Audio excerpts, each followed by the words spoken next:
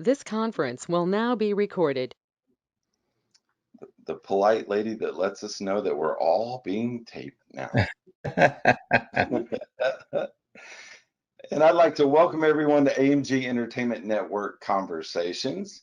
I'm your host, Bruce Glasgow. I'd like to let you know this show is brought to you by B&S Designs Digital Marketing for all your marketing needs. And joining us on the show today is the couple of legendary folks here. And this is a little different from us because usually we just have one legend at a time. But Mr. Howard Hewett and his niece, Miss Tiffany Bynoe. How are Yeah, you guys doing today? very good. Peace. Awesome. Very good. Always peace and love. Peace and love. Yep, definitely. How you doing? Absolutely. How are you today? Absolutely fantastic. I always say I There you go. wake up on this side of the dirt. He gave me another one. And tell me Yep. where you want me to go. That's Like right. I, it's like I always say, every day we wake up is another chance for us to get this thing right. You know what I'm saying? And it's like, just a blessing. It's a blessing, always blessing of life. Yeah. Period. Yep. It's the And it first thing also I just do. gets you to really appreciate family even more too, because you can't reach out and touch like you used to. See, it's when you see, like I'm looking at your face, and that just warms my heart to see because those You, things really matter. You know, you tell me, Bruce, we see each other all the time. We talk on the phone all the time, but even these things really, they matter. they So do. They really do. I mean, it is. You have learned. I think this past year, we've learned what the whole situation is about as far as not taking things for granted. You know what I'm saying? And which is so important. So very important. Yeah. yeah, It's yeah, funny how I always say, God and family and they matter and their priorities, but a lot of times, I'm involved in so many projects. Sometimes my actions don't actually show what comes out of my mouth. And right. this whole past year has just been a time of action. I can Yeah, actually spend Hmm. time with immediate family and yeah, pay attention to my wife and see my son and my granddaughter and Hmm. and and show through actions what my words have been saying. right. That's right. Because love is an action. It really Yeah. Absolutely. is It's a an action. verb. So yeah. Sure. So you can And tell me all when, day, but to show me is so much more. And that's another thing that even couples and in relationships and things like that. It's like you hear in the beginning when you're stuck in the house, 24/7, you're like, but it teaches you how to gel and how to how to respect those things and move past them. So I figure, if you can get past this through the pandemic in a relationship, you hmm made it. You're good. No, no, believe me, I know. It's like it's crazy. So, yep. Yeah, it's crazy good, crazy good. Good, Well, I good. figure after 23 years, we'll probably make it. But it was definitely a relearning for my wife and I to be around each other so Exactly. long, Yes. you know. Yeah. Yeah. And that's what Yeah, it was. It's like my husband goes and he does, and then, but it's like to be actually here, and you have to really, and it gives you, an opportunity to see another level of. I'm celebrating 28 years this year. And so, yeah, so it does get you, Wow. an 28 opportunity to see things years. a little differently. I've been married 28 years, but it's I got between married when I three was marriages. 12.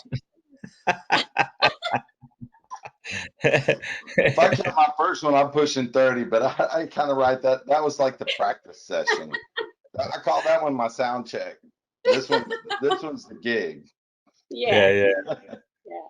yeah. That's why I always say, yeah, I've been married, 20, what? I only got 16, 20, yeah, about 28 years for three. Add them all together.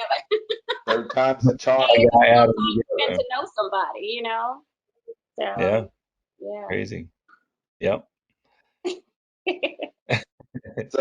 So now we know that hey, we're all kind of we're all this another one of the blessings of this thing is it's kind of put us all on a level playing field.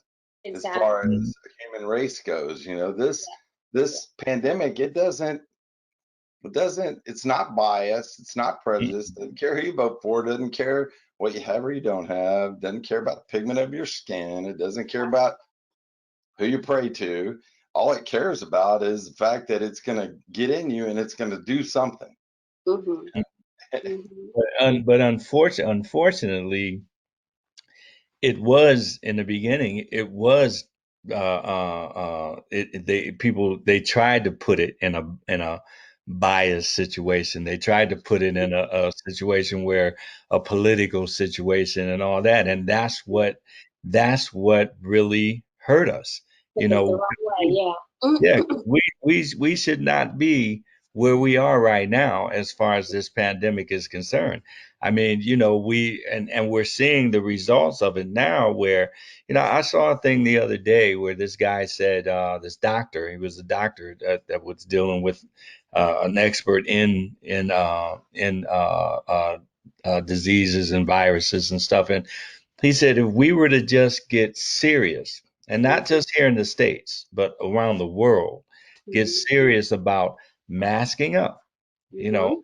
he said we could pretty much control and eradicate this virus in 4 to 5 weeks, not months, not Right. years, but 4 to 5 weeks. Because and it makes sense to me because this is like this virus is it needs a host in order to Mhm. survive. So if I have a mask on and you have a mask on, there's is and if you have something, then you're gonna keep your stuff to yourself. If I have It, something, I'm gonna keep my stuff to myself. So there's right. nowhere for this virus to jump. Right. But the whole thing in the beginning of this whole situation was so politicized and so downplayed, and so Right. we needed to be made aware of what was happening from the very beginning, Um, you know. So Absolutely. I agree. yeah. I totally agree.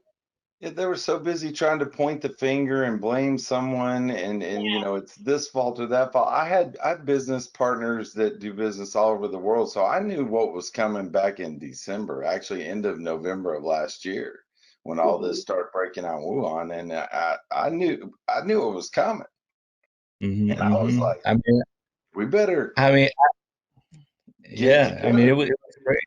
It was crazy. I was supposed to go, because I had cleared out all of January in 2020 because I had a little minor operation on my foot. So I cleared everything out so that I could deal with that and have a month of recuperation. You know what I'm saying? And so like then I remember I had the operation on January 8th, and then I went back to work. They had a show in Sarasota, Florida on February 7th, and then another show for in February 8th, right back here. And then I had a show the next weekend in Texas.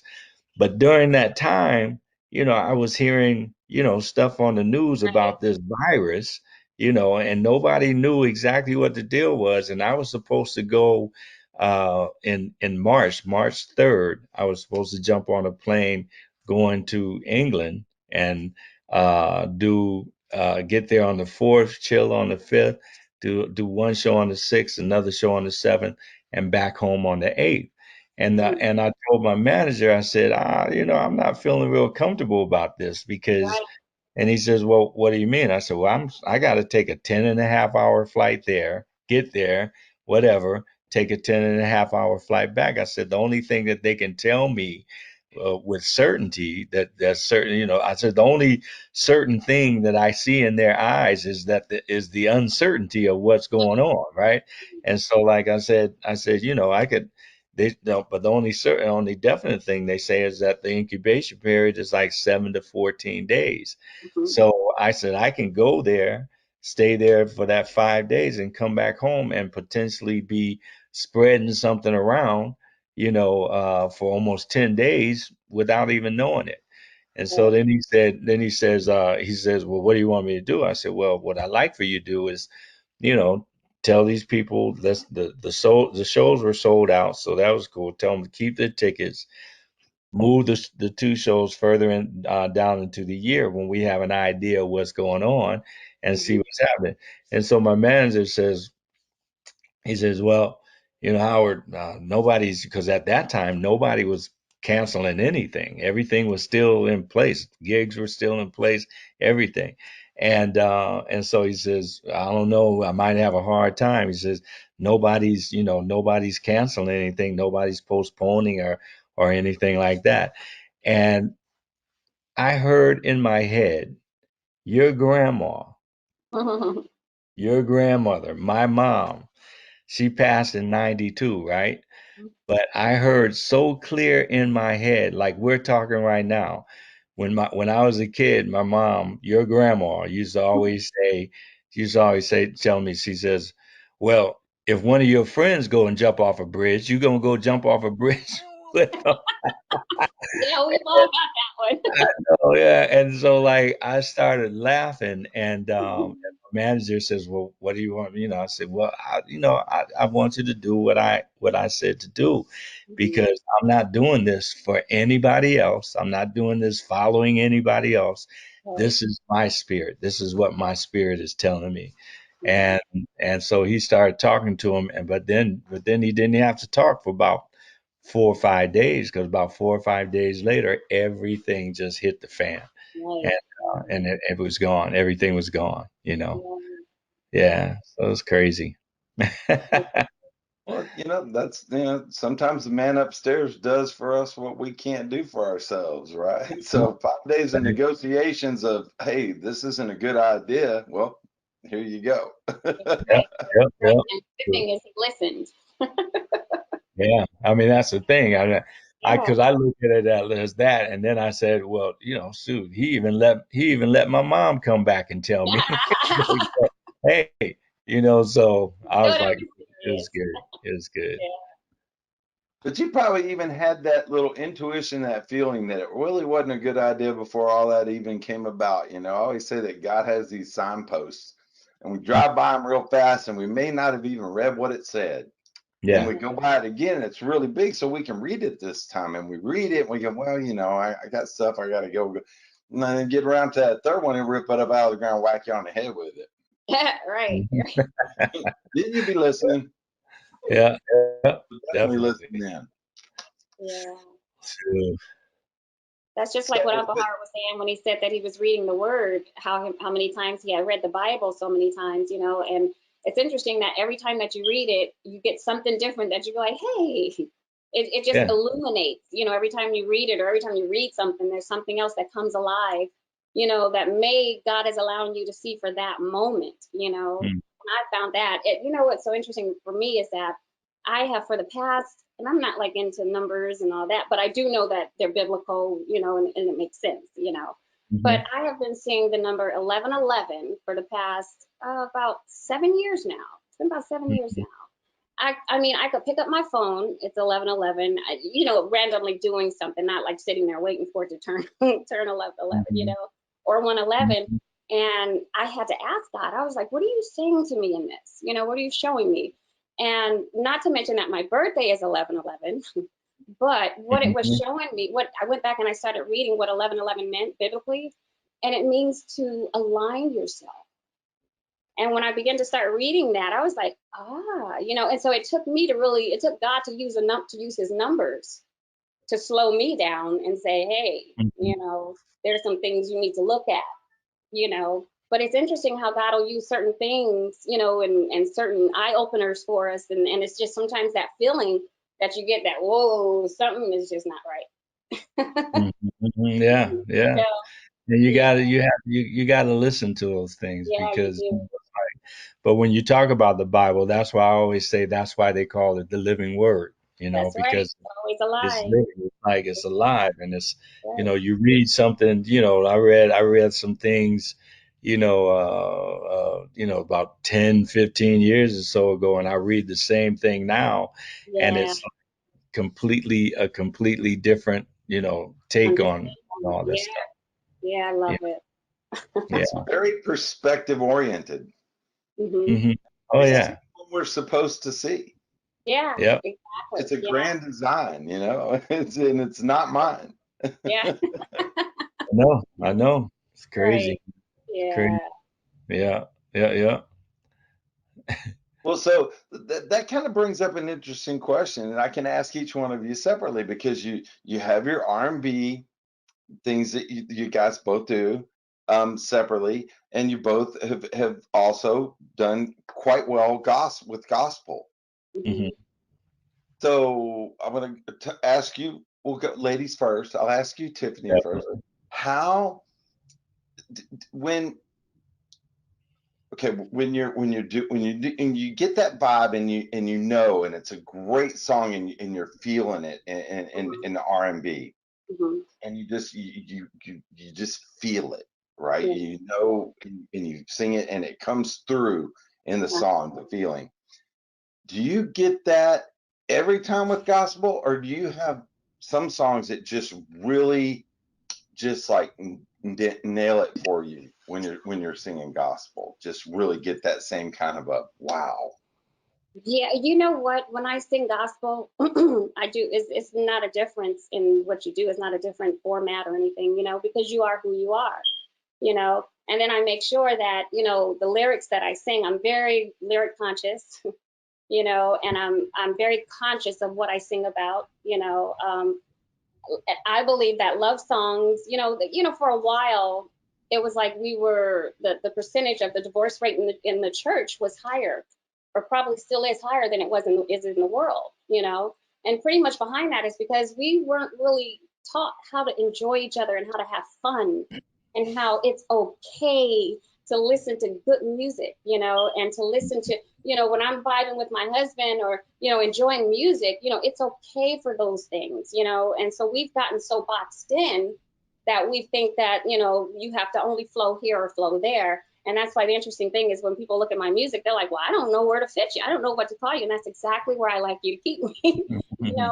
because if I can sing a love song and then in the twist of that, somebody's marriage gets put back together or somebody's heart gets restored, then it's just as much as being in church, because the heart is the seed. The word that we talk to the person, to the heart, that's the seed. So it was planted. It's the same system. You know what I mean? So it's going to render the same results. And it's no differentiate. If we really look at it, when the person really know who they are and you know your assignment, there's no, I can sing Hmm. about love, and then I can turn around, turn that same song, and sing about the love of my God, of my Father. So it's not really been like in fact, even in church, I have like my pastor who he would come to like any R&B show that I had because he knew that I was going to keep it, keep it clean. And keep it Hmm. okay, But still, in all, he was with his wife and he wanted to enjoy himself. So we're coming to a place now to where we're realizing that it's okay to enjoy yourself. Saved Hmm. people like to have fun too. Hmm. Right? Yeah, it's Hmm. true. I mean, that's so true. It's like, I mean, that at because I mean, I thank God. Sometimes I hesitate saying I even wrote "Say Amen," because it was like it's such a gift from my heavenly Father. And but I remember uh, at some point, every solo album has always had an inspirational song on it. Every solo album. That was because of a promise that I made to the Lord, before I left the group. But then some years later, I forget what year it was, but I forget how long ago it was, but I did a complete inspirational album called The Journey. And so like, we did I did it with a company, a record company that was distributed by, I think it was Epic. I forget the name of the company, but Raina Bundy, this lady, her name was Raina Bundy. She was the head of the whole thing, which was amazing, amazing lady. And I had a great time putting that project together with her. But we did all the press. We had to do just like, for an R&B project, we did press. And we did 2 days of press in New York. We or they rented booked a room, I forget, in the hotel, and so I was there, and all the press people came there, and they had everybody was, scheduled. And I remember this one guy came up, the first guy I think it was, and he says, "Well, does this mean that you're gonna be singing gospel, or you still gonna be singing secular music, Right. like that?" And so like I sat there and I thought for a second and I said, "Well, I really have never done secular music in." career ever. And he says, well, what do you mean? What do you mean? I said, well, secular basically means without God, you know, and there's never been anything that I've done without God.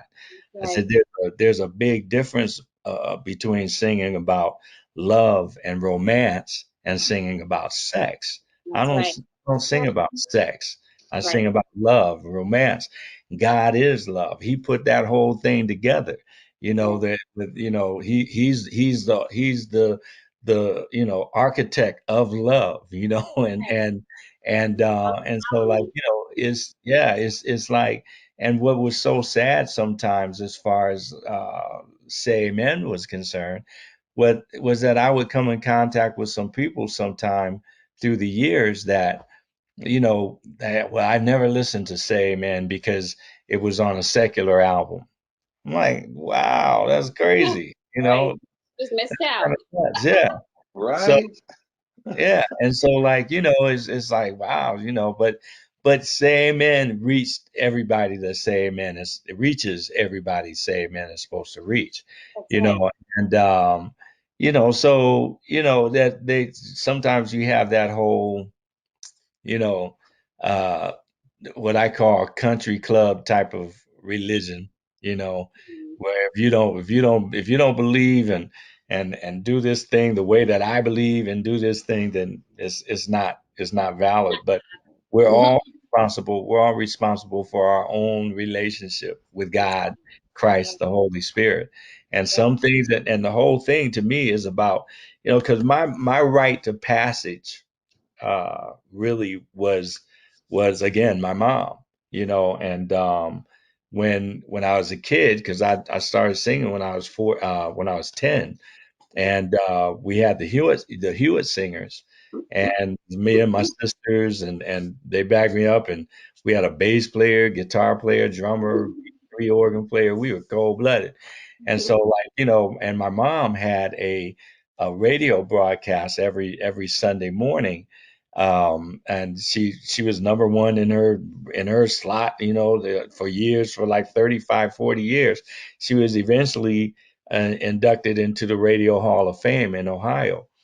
And so like when I was 14, then I decided, that I was going to go into the R&B field. I decided because you know, Tiffany's mom and them, they all started getting married and having babies and all that kind of stuff. And I'm like, y'all ain't serious about this. So I'm gonna go. So I went into the R&B field. And then, I mean, because the Hewitt singers were really popular, especially Yeah. around the Ohio and Midwestern area.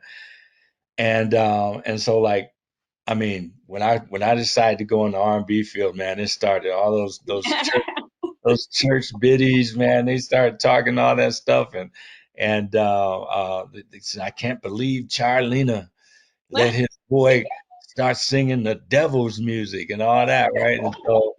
And so like after about 2 or 3 weeks or so, when it got really crazy, and finally one Sunday morning, because her show would come on like 8 o'clock in the morning, I think it was, or something like that. So I would always listen to it on Sunday morning. I lay in my bed, I turn the radio on, and so this particular morning, I turned the radio on, and she came on, and they used to call her now the lady with the golden voice, the golden voice. And like she couldn't carry a tune in a bucket, man. But she could talk. She had a golden voice, Yeah. speaking voice. Yeah. And she came on, she was doing her thing, and then she finally got to a point, this one point she says, Now, there's something I want to talk about. There's been a whole lot of chatter about, my son Howard going into, the R&B field. And she said, first of all, if the biggest sin he could commit would be not to use the gift that God gave him. And she said, I know what his dad and I instilled in him. I'm paraphrasing now, but she went Yeah. into this whole thing and then ended up with like, and furthermore, she said, if I like it, you all should love it. So just Okay. leave it, and I was like, yeah, mom. So that was my rite to passage as far as that was concerned. But it also made me really aware that I had a serious responsibility Yeah. to Yeah. stay to keep everything where it's supposed to be as far as God, Christ, the Mhm. Holy Spirit is concerned, because she stood up for me. And so I had to always stand up for her, Awesome. and Yeah. for my dad. Yeah. Yeah. Yeah. Awesome. What Yeah. an awesome story, and what an Yeah. awesome just endorsement, Oh, Absolutely. to send you on your way with blessings like that. I mean, no. that's Yeah. She was awesome. Yeah. I remember when I finished my first CD, that's when she was in the hospital, and she wouldn't let anybody take the headphones off of her ears. And she's sitting there dead, and because she's a tap dancer, so this was her favorite thing when she couldn't tap dance anymore. So Yeah. yeah, yeah. I mean, she was really like the push. I left 2 weeks after I graduated high school to move to New York, and my grandmother was the one that really was like, go, go. Yeah. And I did that, and it was like, she's definitely been the pillar and the rock and then the wind beneath the everything, right? She literally, I mean, literally, she's the one that literally kicked me out on stage when I was 10 years old. She Yeah. said, "No, boy, you going out there, man," and kicked me out there. And like, and it was like, I mean, once I got out there, it was like, okay, You knew this how is to all right. swim, This is cool. This is cool. So you know but she was like, I was fortunate enough to have like support from my mom and my dad, and you know a little, I mean, my thing, they knew what I was about, because I was about music, and so, you know, as long as I kept my grades up and I stayed out of trouble, right? I was out. I mean, I was doing cabarets from 12 to 6 in the morning, from 12 midnight to 6 in the morning, when I was like 15, 16 years old. Wow. So, and like, and so as long as I kept everything cool, um, I was good. It was good, so yeah. I love that. Some of the most successful people in the industry that I've talked to, it started just like that. They had very supportive parents. Yeah. They Mhm, had parents that instilled in them those morals that Hmm. would guide mhm, them throughout their careers, That's right. mhm. That's right. That's and right. they stuck Found that to that. Yeah. that the foundation. I'm a foundation guy. I don't Yeah. believe anything. I don't believe anything can stand without a strong foundation. This chair that I'm sitting in, if they didn't put the nuts and bolts together from the beginning of this whole thing, I wouldn't be sitting here too much longer. It would fall down. So I believe that, and back in the day when I was really a kid in our neighborhood, I would see them, building houses. There'd be a lot. They build the house, they dig the hole, and they would take forever. They take forever putting the foundation together. But Hmm. once the foundation was put together, How's boom, the the house house, too? the Yeah. house came up like that.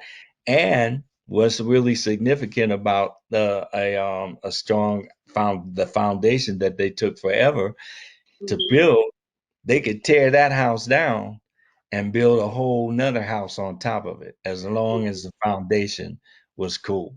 So Hmm. like, I'm a foundation guy, praise Absolutely. God. Got to build that house on rock, not on Yep, sand. Right. That's yep, right.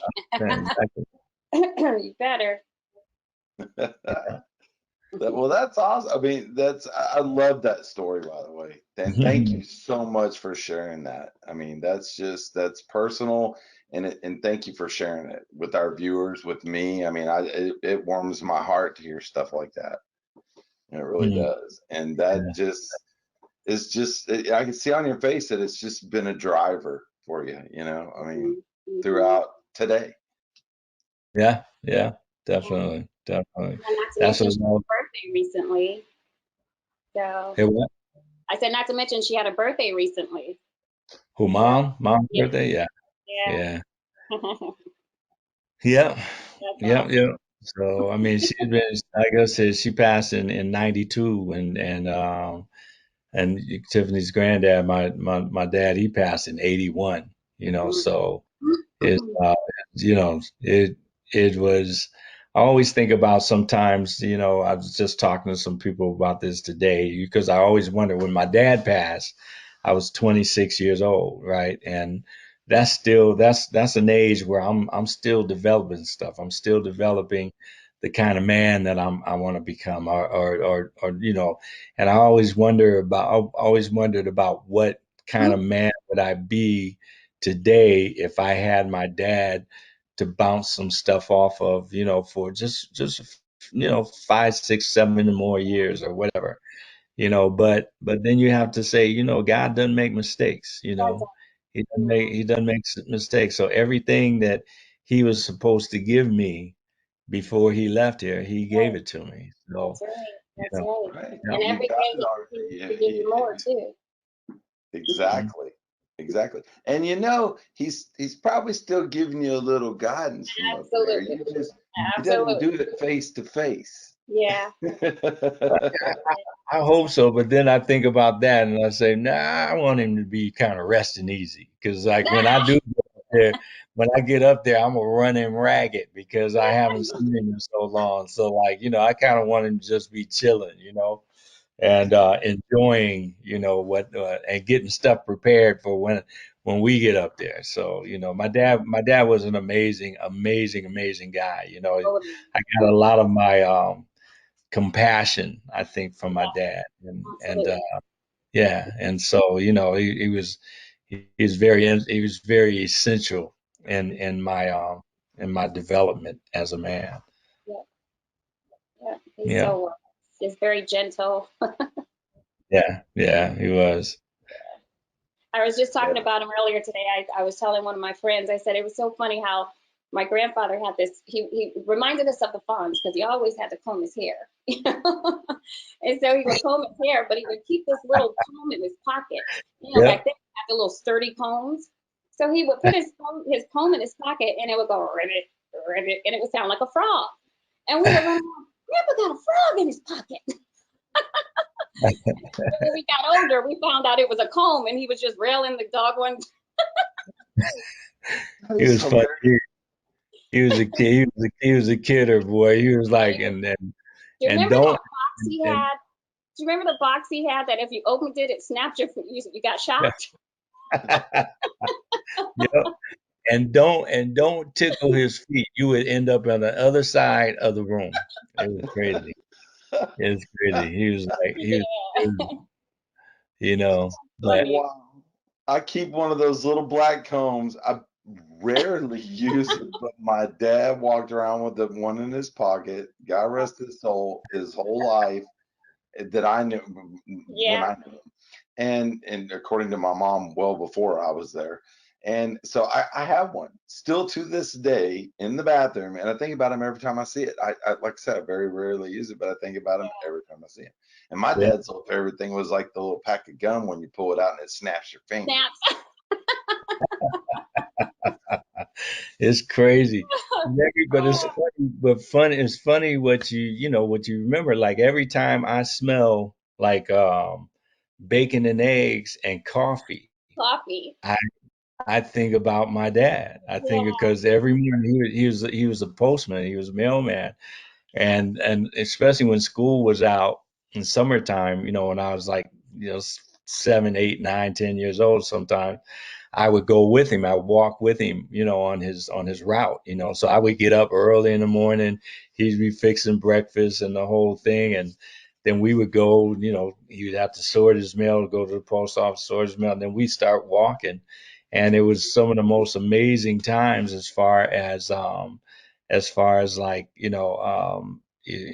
questions that I would ask. I'm like 8, 9, 8 years, 7, 8 years old. I'm asking a plethora of just like any all kind of stuff. And just, and when I think about that, I remember he came before he passed. He came out here to visit me one time, and I picked him up at the airport, and he said, I said, he said, well, son, I'm gonna be here. I'm not gonna drink any coffee, no coffee, you know. I said, "Ah, that's good, Pop. That's good. That's good." Because I wasn't drinking coffee at the time. I just started drinking coffee the last like 10, 15 years or so. But by the time the end of the day came, he was going through my cupboards. You don't have no coffee here. And where are the eggs and bacon? And yeah, I had eggs and bacon, but I didn't have any coffee. I said, "No, Pop, we can go down to the store. We can go buy some coffee. That's no problem." But he was like, yeah, man. He's like, it's crazy, you know. Yeah. That's awesome though. I mean, it's such wonderful memories. Do you get to pull a lot of that into your writing?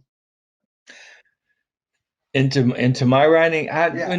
when I write, it's funny because I write love songs. You know what I'm saying? So everybody's asking me during this time, have you written any songs during COVID period? And I'm like, I write love songs. I'm not seeing a whole lot of love around. What am I gonna write about? Love in COVID-19 or something like that. I just wrote something last night, and that was taken from, because my fiance and I, kind of put things on hold, right in the beginning of this whole thing. So I finally wrote something about that last night, and just like I was, not really looking forward to seeing what would come out, so like, Yeah. and I proved myself right, last night, but it's all good, it's all cool. But during the time that I'm writing and stuff, I write about things that I observe. And a lot of women especially ask me, "Are you as romantic as your songs and all that kind of stuff?" And I'm like, "Wow, that would be very tiresome to be that all the time." So I said, I write a lot about my own, experiences, and I write a lot about experiences that are situations that I see, other people's relationships. And then a lot of stuff that I write are things that I wish I was like that. You know what I'm saying? I wish I was romantic all the time, even maybe a little bit more. Maybe I wouldn't be number three. You know what I'm saying? But it's like, it's all about, pulling all that stuff, everything. And I would imagine that, especially some of the inspirational stuff was probably pulled from the my foundation, as far as the way I was raised up and the things I was raised up around and stuff. But it's like it's just, some songs are like, pulling teeth. You're trying to put it here and place the phrasing there and make sure this rhymes here and all that kind of stuff. And then other songs are like butter. They just, boom, Well, they're there. Yeah, they just flow. That's it. yeah. And the Yeah. people I I've I talked tend to said the ones that flow are usually the ones that just really are the one. That's yeah. the single that just pow. Yeah. Yeah. Yeah. I find in writing that it's especially in this time, that because a lot of well, I didn't start off doing R&B and love songs. I pretty much well, I kind of did, but I did. I won the Apollo Theater when I was 16, 3 times when I was 16. And I was doing Whitney Houston at that time, so I was doing love songs, but my whole I kind of went away from the music for a little while when I had my daughter. My daughter was born with a heart condition, which at that time it was like she was like the third child in the country to ever have it. And so when she was born with that, it was like music was not important, even though it was deep down in there. I just had to suppress it a little bit. It was like her Mhm. world, because I didn't breathe life. I didn't give her life. God did. So that meant that my life had to be put on hold so that she could be whole, and so I did that. And so in the midst of doing that, I found myself writing out of the place that I was in, Mhm. so I found myself writing a lot of gospel music, a lot of songs that really had meaningful lyrics, seasons, because and it's interesting because it seemed like anytime that I would put a gospel song out, it was God speaking to me, and it was him speaking to me, telling me, because, in those moments, I find that those songs were the ones that said, okay, hold on a little bit longer. You can hold on a little bit Mhm. longer. And so it was those things that ministered to me first. And it, went through a journey to where I really had to really know God for myself, have a relationship with him for myself.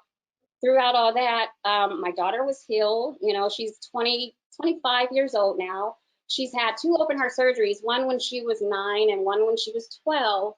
But you would never know until this day that anything was wrong with her. And the funny, interesting thing is that when a lot of the doctors, when she was born, they would say, because what a dextrocardia is where your heart is flipped.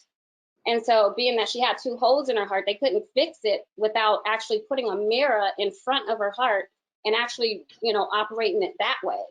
And so she came out of it with people that have dextrocardia usually have Down syndrome, usually have like a whole bulk of other, things that they, the issues that they deal with. Well, she didn't have anything. She just had her heart just reversed. And so God used that. And I said, God, it's so ironic that you would use her heart to fix my heart. And Mhm. that's kind of the journey.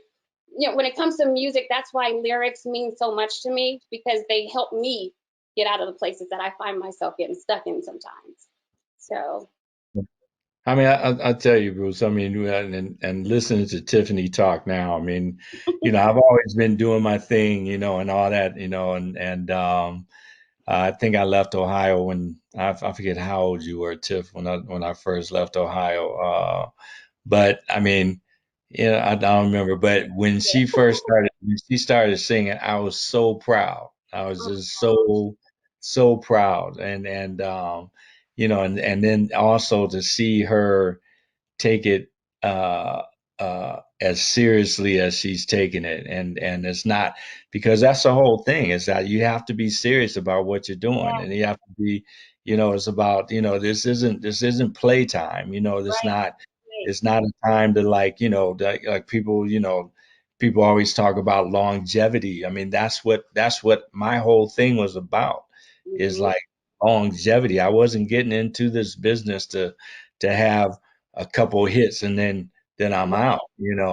I right. I would this is what I've done all my life. I mean, I've had one 9 to 5, and well, I had a bout with insanity. I went to the Air Force when I was like 18, but I was supposed to do 4 years, and I did 10 months, 11 days, and 4 hours, and got out, honorable discharge, full benefits, everything. But other than that, I had a job working in the women's shoe department at this department store when I first got out here when I was like 20 years old. I had a ball. I tell you, I had a great time, and worked it for about 7 months before I went overseas with this group that I had been the show group I had been rehearsing with.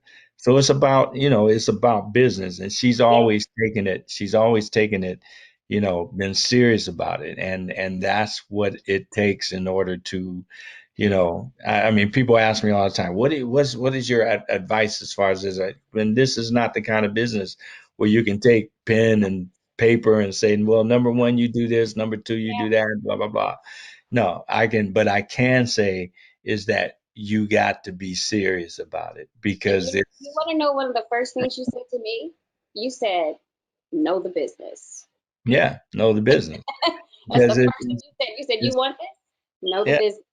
And it's I remember the book that you told me about, and and mhm, everything. So you've always, and I tell you, here's one of my moments is when we were doing one of the shows in LA, and I knew you were on the roster, and I've been trying to get to you, and my manager was trying to get to you. He said, "Oh, I think he left. He had already sung and he left." I said, "No, he didn't. He wouldn't leave. He didn't see me. And this mhm, was the first time that you would ever have seen me on stage. So I'm mhm. up there and I'm singing, and I thought you left, so I was kind of like, oh. So I'm up there singing and I'm singing and I happen to turn to the right. And I was like, oh, I almost forgot I was on stage singing. Because that was, oh my God, you have no idea. That Yeah, day, it's like, even when I think about it today, it's like I see you right there. You had a white vest on and your white pants and your white heels. heel. That was when I wore my Prince heel, you Yeah. know. But that was one of But Exciting times. that was one of the best moments, yeah, of my life, is seeing you see yeah. me and seeing that I took it serious. That meant a lot. That's what the whole thing was about for me. It's like, and that meant so much to me because of the fact that this is not a not playtime. I mean, Right. unfortunately, some of my peers, use their celebrity to as an excuse to be buttholes Right. sometimes and Right. an Right. excuse to be, Yeah. play, oh, we're gonna do this, we're gonna do it. I can't say I'm not saying I was perfect as far as certain things were Yeah. concerned. I had to work through some things, but the Yeah. the foundation of what I was doing, what meant a lot to me, and it meant a lot to me for her to grasp on to that also. Yeah. I did. Wonderful story. I'm so glad you said that because that's one of the main points that we try to get across Hmm. on the show as far as entertainment is it's called show business for a Business. reason. Yeah. Everybody sees that shiny tip of the iceberg. That's the Right. performer or the actor, but nobody sees all the big mass and the big moving parts that are underneath that make that little pretty part possible. Exactly. Yep, and Exactly. and and and as an artist, you have to know it. And I mean, I've seen both ends of the spectrum during my career. And back in the day, some cats would say, "Don't talk to me about no business. I got a I got a manager, an accountant, I got an attorney, business manager, the whole thing. I'm about creativity." Well, Mm.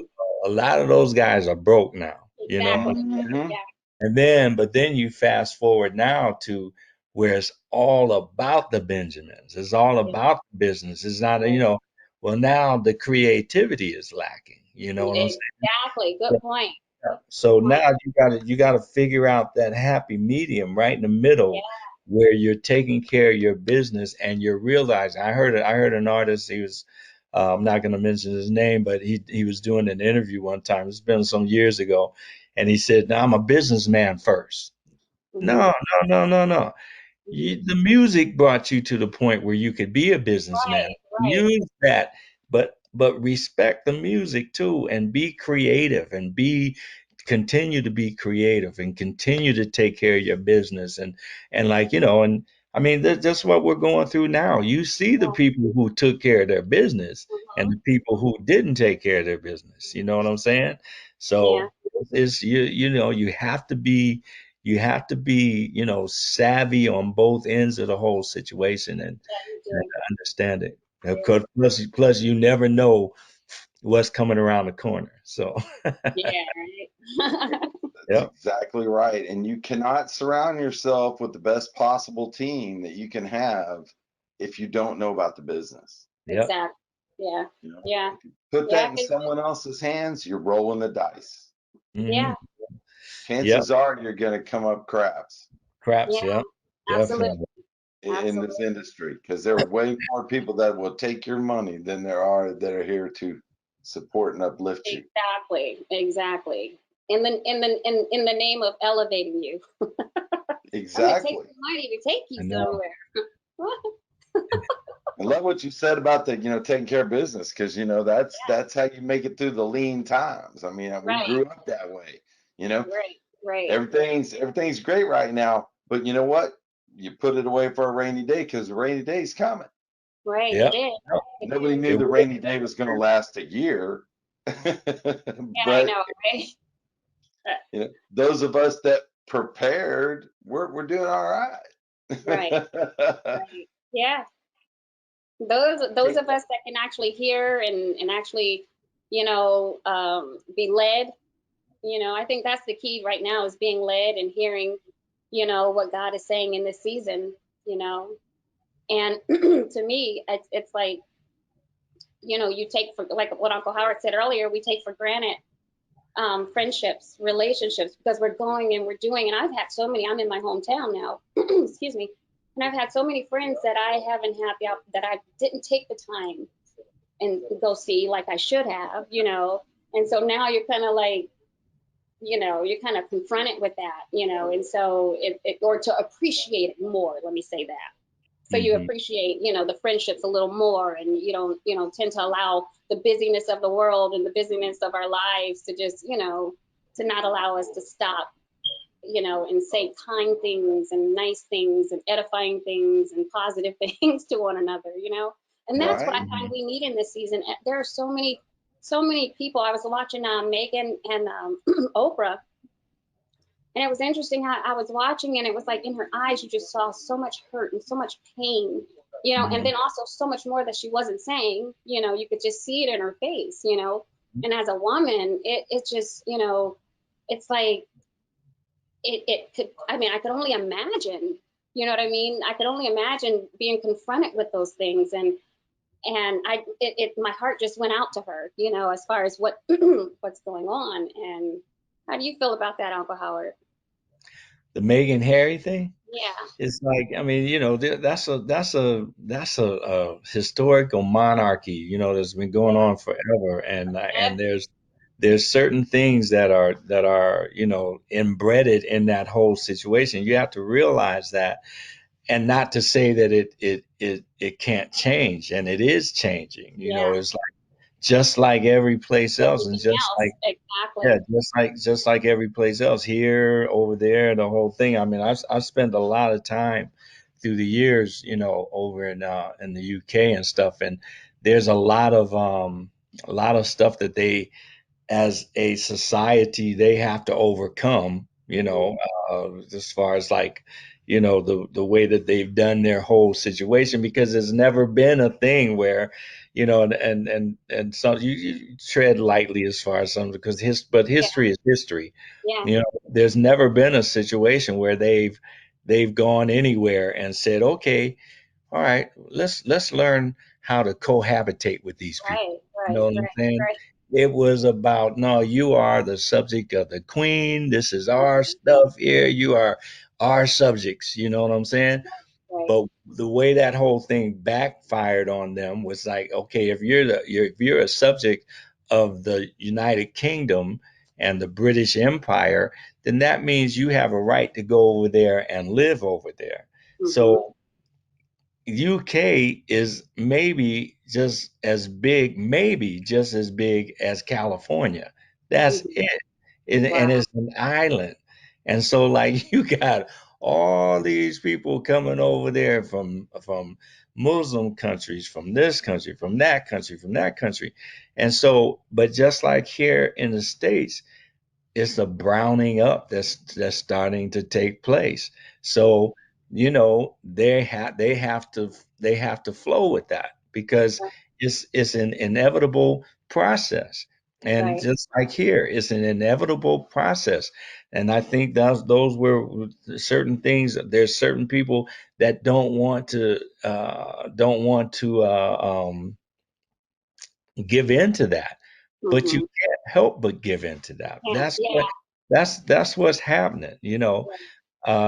I think that they didn't learn anything from the Princess Diana situation, and like, and there it's a whole nother thing, type of thing, as far as like with Megan is concerned. Yeah. Um, I mean, that's my take on it anyway, if that Yeah, makes, yeah. you And then know. how with the pandemic and her talking about suicide and everything, that, is the main thing. Like a lot of people in the world are dealing with that, being separated and isolated so much, and that's why I was saying it's so important for us to really, we don't know how important just that extension of love or that extension of grace or that extension of just calling to say, hey, I just called to hear your voice. And Mm. so those are the things I think God is awakening in us, to see that they matter, they But really like, matter. but like I said, I mean, if you remember, you were really young when the whole Diana thing went down, Mhm. but she was saying the same thing, how I she remember. felt Yeah. isolated. She felt Mhm. isolated. She felt, ostracized, and she felt, and she felt like she wanted to commit suicide. Right, So, right, right. but that's what I'm saying is that, you're supposed to take history and learn from it, you Hmm. know, Yep, supposed to not take rebook it. history Yeah. and learn from it. That's one of the things that I don't want to get political because I can get real political. I can go all the way over there. And but that's one of the things I think was one of the many things that was the shortcoming of the last administration that was in the White House. He had no idea of history and no respect of Yeah, no history. respect for it. You Yeah, know, yeah, yeah, Here it is. Lack no, of respect was incredibly prevalent. yeah, right. definitely. I mean, and you can't have a clear path of where you're going if you don't know where you come from.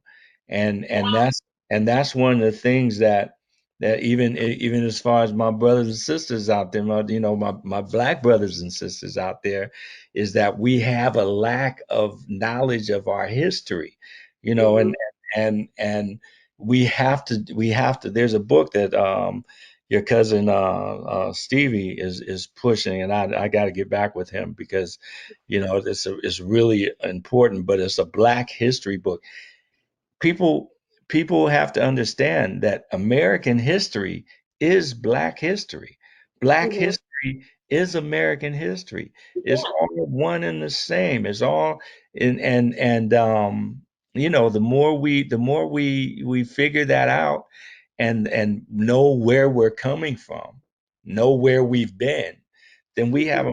a clearer path as to where we're going to go, where we're going. You know what I'm saying? And so that's why it's like I try and advocate that as much as I can, in any chance every chance I get to, I try and push that. And which is like I said, this book, I have it over. I keep pointing it. It's all right though, over there. But I look at this book, and it's a total comprehensive book of all. I mean, total. I mean, these guys did an amazing job putting everything together, and they're trying to get it now into the curriculum of the schools across the country.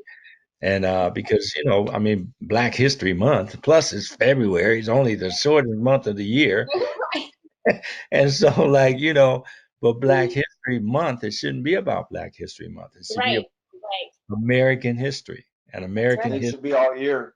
all year long. Oh yeah, exactly, It's part exactly. of what we are. It's part of where, I mean, the Yeah, cradle of Right. life. Where did it start? That's yeah, You right. know? I yeah. mean, I've been getting into a book Dr. Knowles turned me on to, which is The Emancipation of Slavery Through Music. And I'm really enjoying that Wow. Wow. one. And he's quite interesting. And I had quite an interesting conversation with him. I got to take one of his classes because it's just, Who it was that? blows me away. What's his name? Dr. Dr. Noel? Knowles, Matthew Knowles. Oh, Matt. Oh, Matthew. Okay. Yeah, Yeah, I know Matthew. I Yeah. call him Dr. Knowles or Doc. Just he likes that.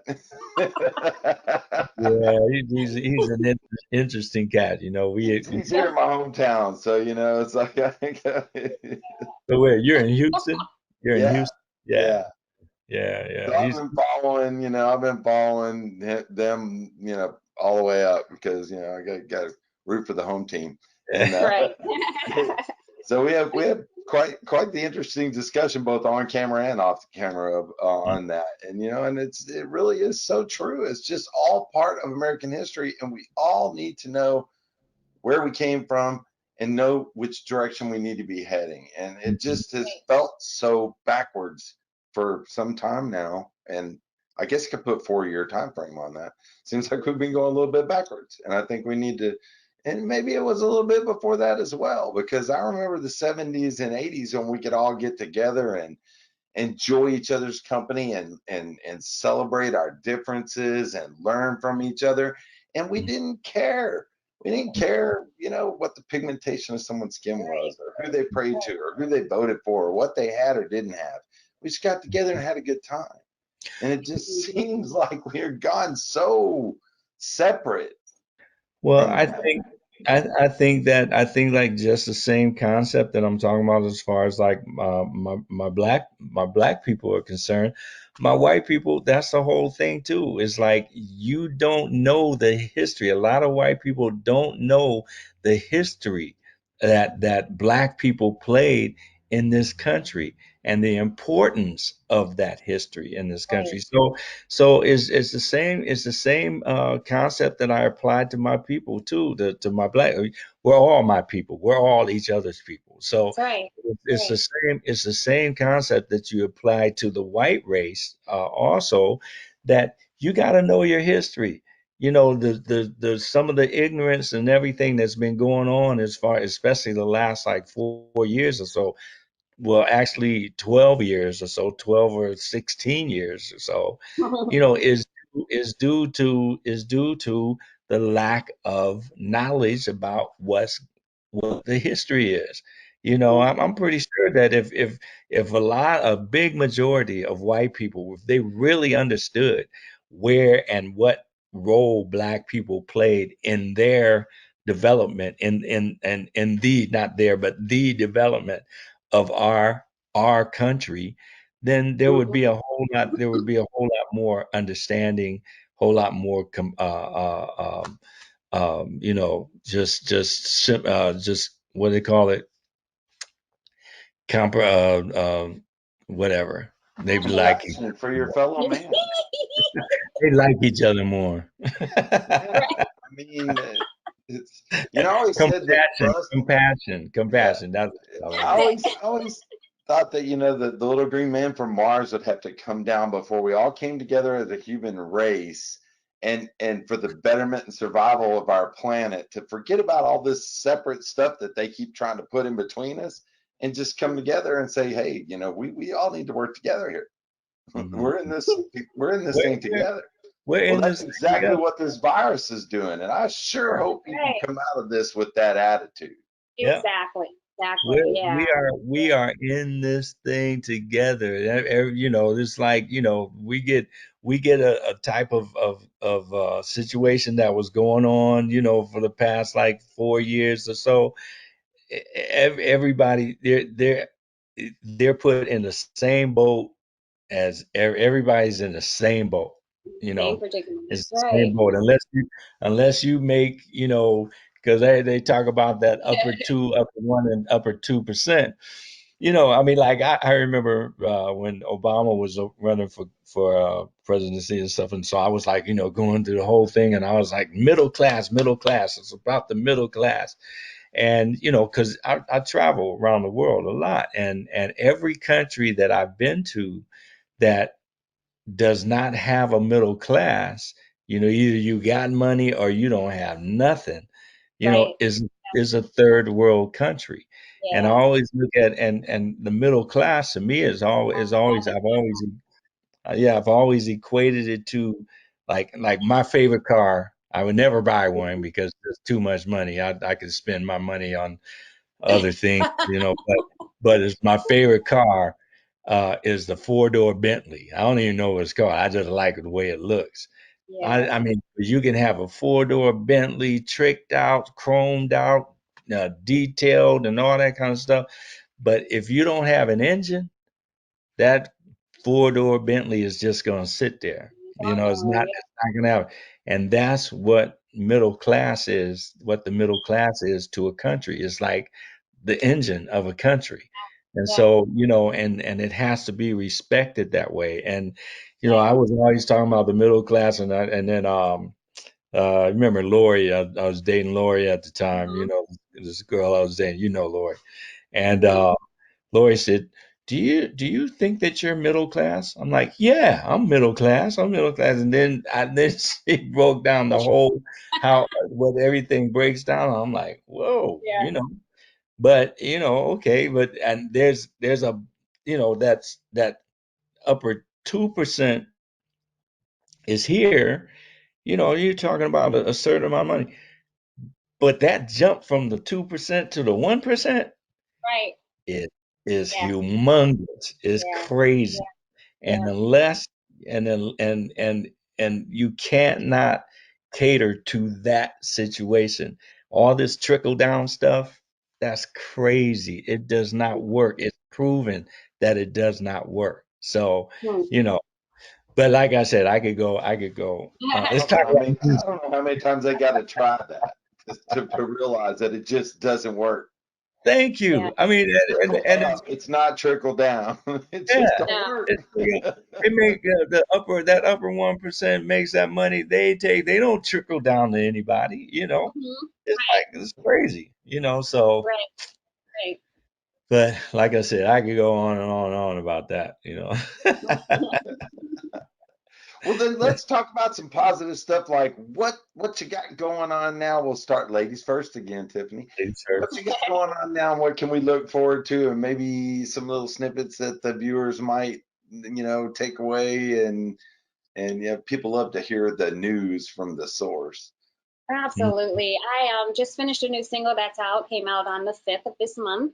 I redid my rendition of Make Me Say It Again by the Isley Brothers. Isley Brothers. And I do those because I come from that era, and it's interesting because I remember being 7 years old and I'm like, hey, if you happen to see my sweet baby, he was walking on down the road, tell him for me that.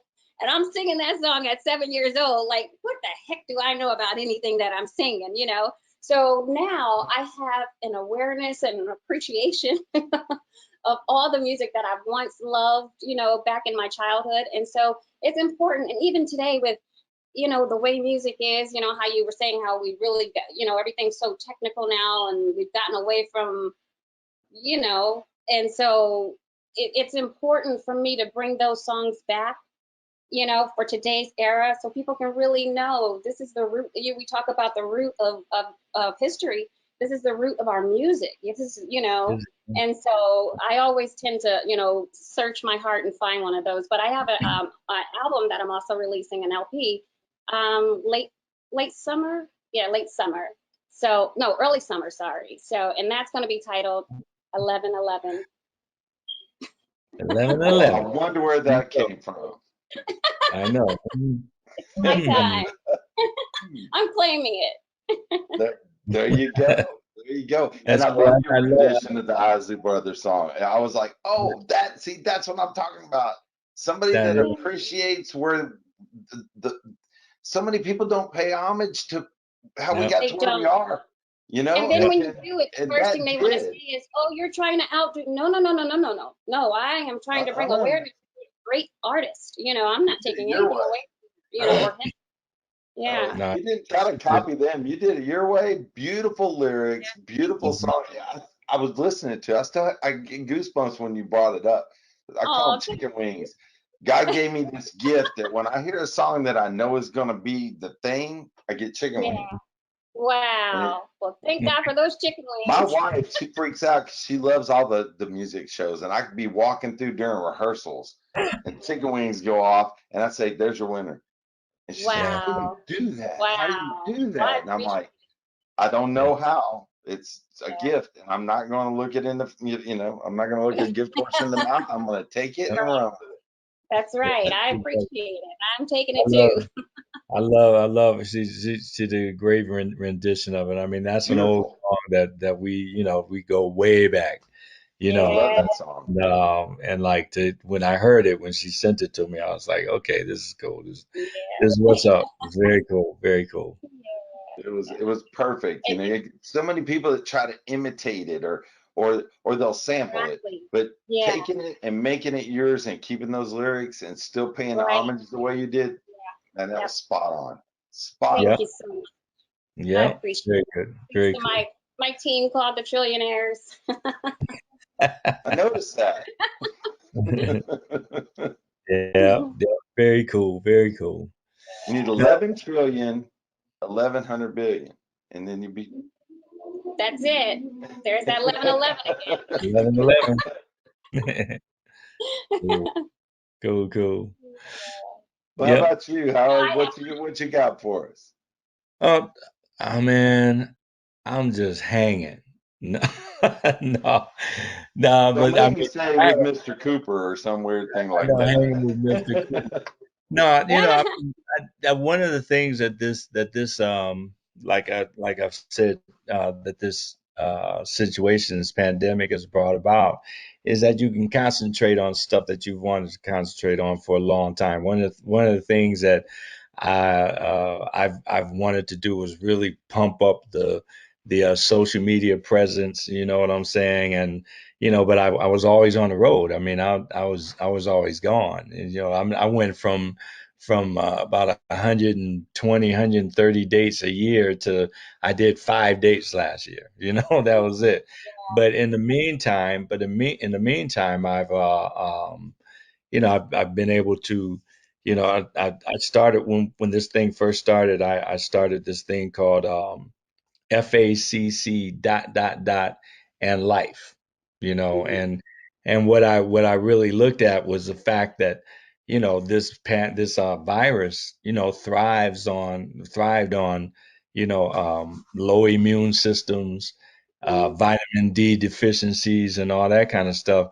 So like one day, when we first went into the whole shutdown thing, about a week into it, I said, man, I can't be, I got to get out. So like I jumped on my bike and I just started this one route from my house. It's about a 15-mile route, and so when I got halfway through it, I stopped at this park and I said, well, I'm gonna go on live. I'm gonna go on my Facebook fan page, go on live on my Facebook fan page.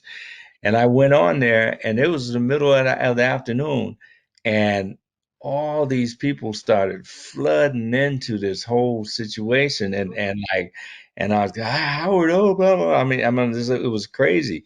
So like, then I started talking, and like, and so then I called it at first I called it FAC and life. It's like fresh air, cardio and life. And what I would do, I started walking. And so, because I always had to do something to try, stay fit. I couldn't, and it's like you can't, just because we're shut in, don't mean we have to be couch potatoes. And so, like, I would start walking. There's a route that I take from the house is about 4 miles or something like that. So I start walking, and I got my phone. I go on live. I got my phone, walking with the phone, and then people started coming, and then we started having conversations about stuff. So then I recoined it FACC and life is fresh air, cardio, conversation and life, because you're not going to go anywhere. You're not going to go any further if we don't have communication and we don't have conversation and stuff. And so like, there's thousands of people that come in there. I do that basically almost every day, and there was another site, they another spinoff. They did a site, these ladies on there, because of course there's like majority women on there, you know what I'm saying? So I don't know why, but but but they did this thing, this little spinoff of it. They started a site called Howard's Girls. You know what I'm saying? And so they got about 400 ladies on there and stuff, and they were telling, "Oh, you should come and you should join it." Nah, nah, I don't want to join. Y'all talk about what you want to talk amongst yourselves. So so like they started that, and I do that almost every day, and then also started at the beginning of this whole thing. I started the what I called the shut-in mini concert series. Right. So on Friday nights, I go on and do about 30, 35 minutes, I have my tracks and all that kind of stuff. And I go on and do the thing. And my people, they were trying to get me, you should monetize the page. And I'm like, but these people have been supporting me for the last 30, 40 years. You know what I'm saying? So I want to give this back. I want to give this to them. I just now started, like about 3 or 4 weeks ago, putting my Cash App up there. They said, you should at least put your Cash App up there. So, okay. I'll put the Cash App up there. And so, I've been doing that and just recording. I had to get all kind of new equipment here at the house so that I could do a bunch of the Zoom stuff and a bunch of virtual shows. I believe that the virtual situation is here to stay. You know what I Yeah. mean? I Here for a believe minute. that, yeah, I believe that once we should learn and get the equipment that we need, learn how to reach our audiences, because the bottom line, if I play Chicago or I play Houston, right? And when I play Houston, I'm just playing Houston, Mhm. and how many people see that show will be determined by how big the venue is. Mhm. But when you do a virtual show, like when I do my FACC walks or the Shut In mini concert series, I mean, I'm getting people in from Italy, Worldwide. from Spain, from the UK, from Amsterdam, from all over the world. And so, like, if you can figure out how to capture your audience, my Mhm. thing, what I'll do, what I want to do when I start, even after things open up, is that I want to incorporate 3 to 4 virtual shows a year, you know, and, Mhm. maybe one every 3 months or one every 4 months, depending. And just, really that will just be a part of the schedule, so figuring that out and figuring out different ways, but the key to that is to figure out how to reach the bulk of your audience and stuff. Yeah. So working on that, working on tunes, redoing some things. I did a deal with some people where we're gonna redo a couple of my old songs, and so then we own the masters and all that kind of stuff. But what I found though is that I don't really sing like that anymore. It's like, Yeah. I do.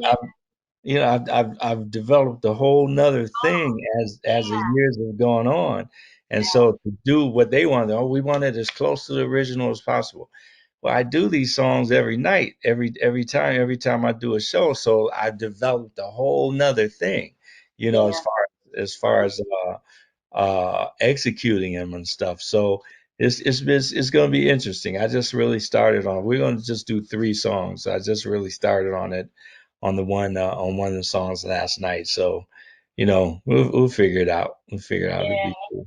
Cool. Looking forward to hearing that because that's growth. We grow and Yeah. we change as time goes on. And it's not, I'm Right. not the same guy I was yesterday. I mean, That's these right. these these songs are like 30 years ago. I'm like, whoa, man, 30 years ago. So, I'm approaching them a whole different way. I, you Absolutely. know, I'm interpreting them a whole different way when I do it. So I gotta, I have to listen to the original, because in some cases I haven't listened to the original in years, In a years. long time. Yeah. Yeah. Yeah. So it's gonna Huh. be Yeah, they're gonna be interesting. good. It'll be They're gonna fun. be Yeah. good because the good music is timeless. Yeah. And Yeah. Yep. and that's It that is like the golden age of lyrics, man. It is. just Yeah. is. And Yep. it's Yeah. so I hope we get back to that after all this because it just seems to be a very big missing component that lyrics are not Yeah. as important as they used to be. Man, Mm-mm. there's a Everything's but another girl, I'm sorry, but there's a comedian, Dion, what's his name? Dion Cole, right? This Hmm. cat is hilarious, but he does a skit where, like, I was in the club the other night, and this old school song came on, and it's like they said, I'll give you the moon and the stars and the blah blah blah blah blah blah blah blah blah blah blah blah. And he said, man, these cats must have had a personal relationship with God, because like they giving them and even more. He goes through this whole thing, and he says they don't write lyrics like that anymore. They don't write lyrics like that. I can't say what he said, but he said cats now, they don't talk about that. They say, I give you, you know what I'm Yeah, saying? Yeah. And that's it. And then, my then dad, when he, I finished the CD, I let my dad sit and listen to it. You want to hear what my dad called it? My music that I just evolved to, right, baby making music. baby making music. Yeah. And see, he was Yeah. like, oh, I Yeah. see where you're at. I'm like, yeah, Yeah. They've been Ain't calling, nothing wrong with that. nothing that's wrong. right, They've Might been make calling a my music. career out of that. Yeah. right. They've been calling my music baby making music I know. forever, forever, Guys will come up to me Forever. all the time. Guys will got, I mean, if I had $1 for every time a guy said, man, you helped me out so much. I mean, I thank you, thank you, thank you. I'm like, it's Glad funny. I I could could be of only imagine service. So, That's awesome. Well, you know what? yeah. I want to thank you both. This has just been a complete pleasure having both of you on today. I mean, you're both so different in your styles and both legendary in your own right. And obviously, it comes from, good genes, good family values, and just foundation. the Right. foundation. Exactly. Yeah. You know, and Yeah, and and we had a great time, but also, Bruce, it is an honor for me to be doing this with my niece, see, because it's so, Oh, me it's like it's so seldom that we get to like do something like this. I think we've only done a couple of things like this before, but it's great. It makes me feel, it fills me up, to see her too. developed, the way that she has developed, and that stuff is important. well, I'm gonna tell you Oh, something. It was the first I'm gonna week. have to It was just smile. absolutely wonderful. I mean, it warmed my heart, and I didn't mean to interrupt you. So you can go. I'm No, no, sorry no, about no, no. that. I was just being funny, just being silly. Oh, well, that's okay. That's where we're supposed to be fun, No, have I was fun just and be saying silly. that means a lot to me. It really does. It Yeah, really does. Because I've been looking up to my uncle. I'm the oldest niece, and I always make it a point to say that. yeah. I'm the oldest niece, so I was the first one that followed behind him because, it was just that connection with music. And so I would always just follow him around the house and just watching. And I know he would turn around, look at me, why are you staring at me? Because I would just stare. And because he was my uncle, he wasn't just my uncle. He was like the mega star in our family. He was, it was just such an honor to grow up and have an uncle that came. It was interesting because I remember being in school and all of us, the first thing, oh, Uncle Howard's coming. He's coming to my school. No, no, he's coming to my school. And so we would go back and forth. And it would take my grandma, and she would go, okay, Tiffany, and then she would make her little rounds as far as where Yeah, he would go. she always designated everything and stuff, Yes, and she did. like your mom, my sister, her mom sent me a picture of your brother of Tony the other They're day. twins. Tony had his, because COVID. I just colored my mustache and my beard, a few days ago, man, because like I was like whited out. Everybody said, "Oh, but salt and pepper is sexy." No, there's more salt than pepper in here. Right, right. She sent this picture of Tony, my nephew. he's the oldest nephew of everybody. So Yeah, I like noticed them. he had this beard and the stuff. And she said, "Oh, looks like you're a twin." I said, "Yeah." They all want to be like Uncle Howie. They all want to be like Uncle Right. Howie. And they do too. It's That's so Hey, funny you know because what? the older It's all nice of to them have. get, the more they look like you. A lot oh of them look like you the older they get. yeah. Uh-oh. Yeah, you went a little blurry. You went a little blurry. That's you're saying that it's Me? like, yeah, no, I Uh, don't. No, they do. I know. They I'm do. just kidding. I'm just kidding. I'm just kidding. Yeah, Tony is like, I tell you, when Tony posted a picture, I have a friend that every time I mention anything about you, she's like, oh, my husband, my husband. And so Tony posted a picture of himself for his birthday just recently. And she says, oh, look at him looking like my husband. That's I funny. said, that's Funny. funny. Yeah, they all Yeah. want to be like. They all want to be like Unc Oh, Howie. I want to be like Uncle Howie. And you know what Uncle Howie would tell me when we would talk about doing a song? He would go, because you know he has this way of talking with his back jaw. And so he would say, I can't do a little song with my niece. Oh, I mean, that's how we got to do something about awareness and stuff like that. Something else. I can't do I a love can't be song with you. singing, can't be singing a love song with you. You know, that's Right. That's not right. terrible. hey, I But heard that that's how we song y'all came did up together. Y'all knocked it out the park. Okay, the so real R&B. That's how we came up with Real that R&B. song. yes, Yeah. There's a few songs that we did though. We yeah. did the real R&B. We did what else? There's Grateful. a couple other songs we did. Yeah. Yeah, Yeah. but they were awareness songs. You get Brand awareness new. about things. You know, Exactly. Yeah. Yeah. the real R&B, the awareness of and I hate to say old school because it, to me it's more like legacy artists. Mhm. Yeah. Yeah. Exactly. Yeah. Yep. And that's So you. So we could go on and on, Bruce. I I know. know, right? I can sit here for hours and talk to y'all. This has just been absolutely wonderful. And I want to thank both of you for taking time out of your busy schedules to join me today. I really do. And to join our viewers here on Conversations. Oh, good. So Yeah. that's the name of the Thank you show, so much. Conversations. The name of the show is Conversations. Well, we definitely had Oh, that today. I That's was for gonna sure. say the same thing.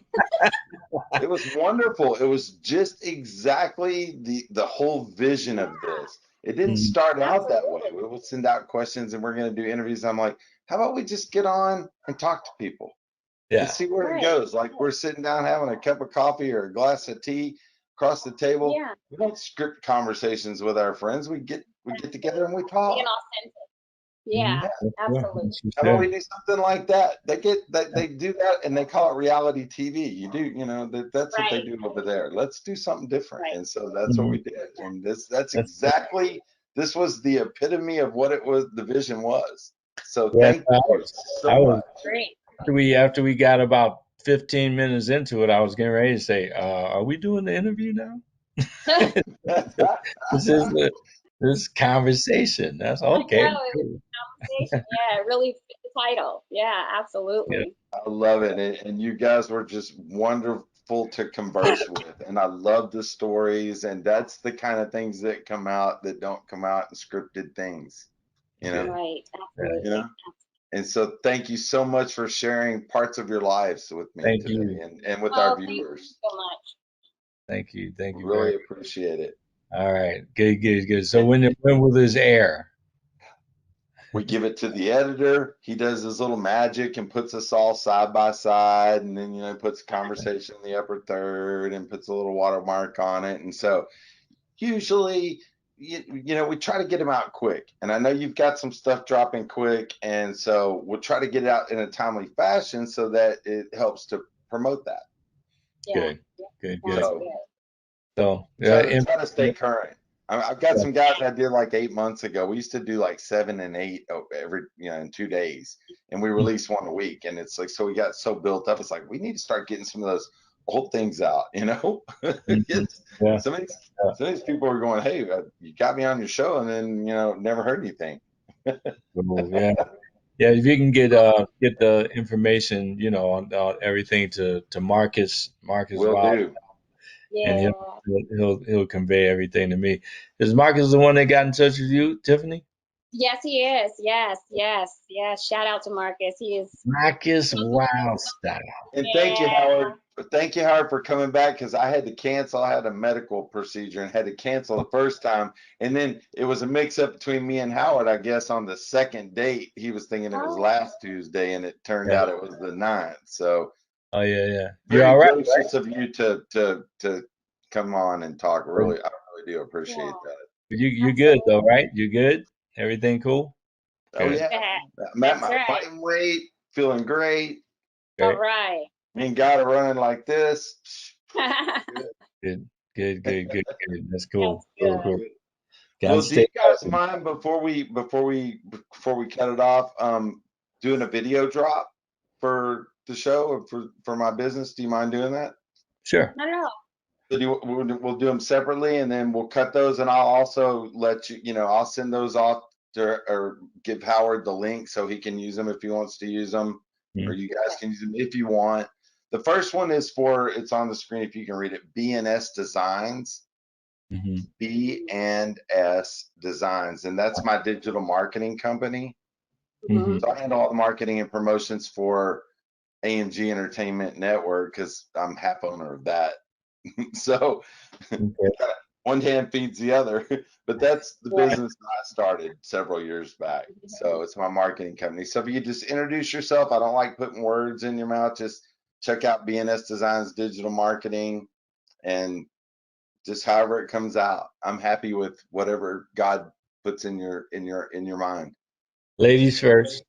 Hey, this is your girl Tiffany Bynoe, and you are watching B&S Designs. Stay tuned for more on Conversations. Perfect. What's up? This is Howard Hewett, and you're checking out BNS Designs. Stay locked in there. Get all your information on Conversations. Peace. Right. Perfect. And now the second one is for AMG Entertainment Network, and that's the name of the network that we're building here, this empire of media that we're building. And the show is called Conversations. So just Oh, introduce okay. yourself and say, "Catch me on AMG Entertainment Network Conversations." Awesome. Something like that. Hey, Sorry. hey, it's your girl Tiffany Bynoe. Catch me on. Oops, I just had a brain fart. AMG AMG Entertainment Network Entertainment Network. Conversations. AMG Network.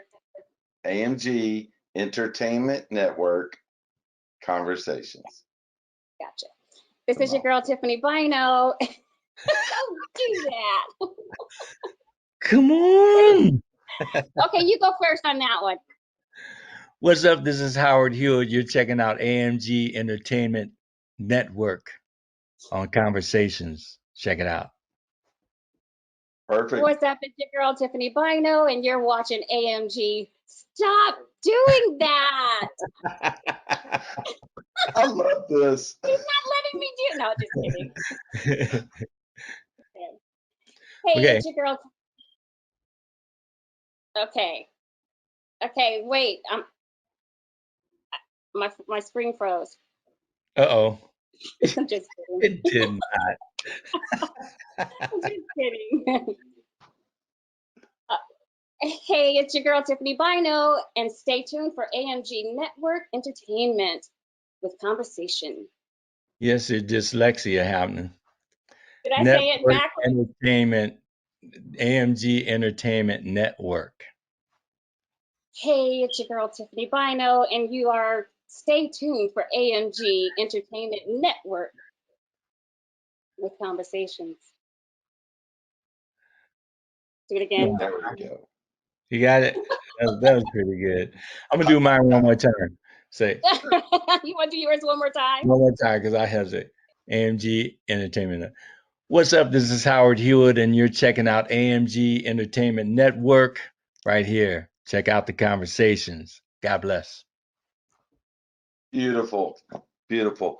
Once See? again, thank you so much. Much success. And I hope we get to do this again sometime. It was just such a pleasure. Absolutely. That'd be Such a great. pleasure.